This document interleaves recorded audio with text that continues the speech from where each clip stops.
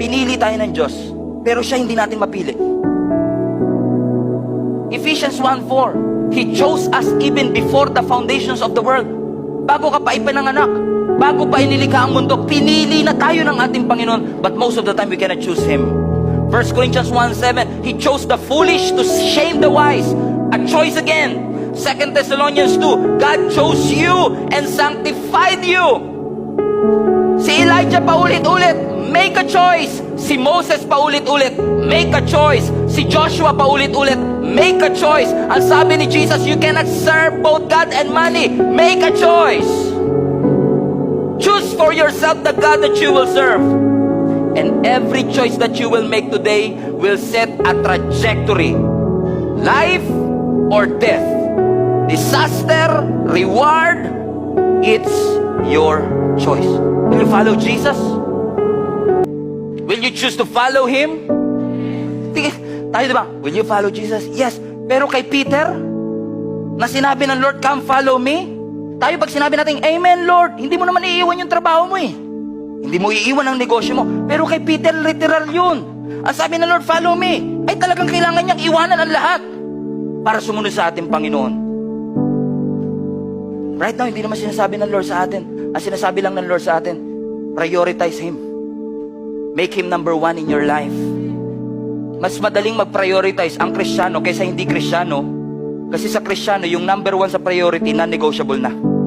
Ang problema mo na lang yung 2, 3, 4. So right now, I'm not preaching na unahin mo si Lord kasi dapat number one naman na talaga siya.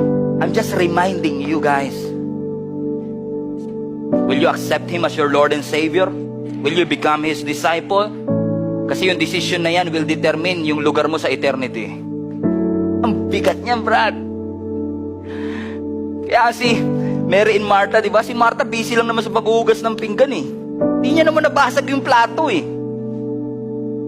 Sinisisi niya pa si Lord, Lord, pwede niyo kausapin si Mary. Tulungan niya naman ako. Masama bang ginagawa ni Martha? Hindi. Pero in the midst of all her busyness, nirebuke siya ng Panginoon.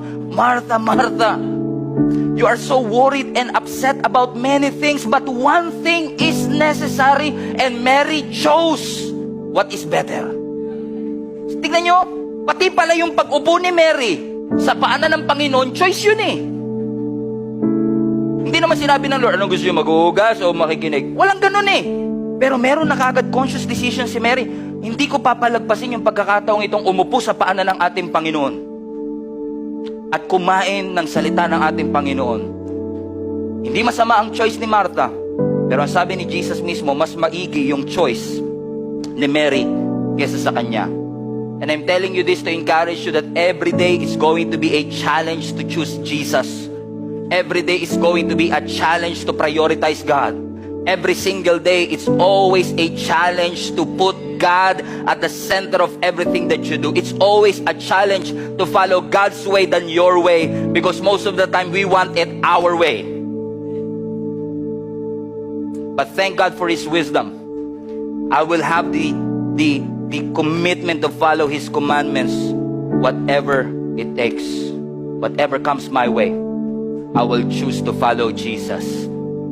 I will choose to follow the Lord.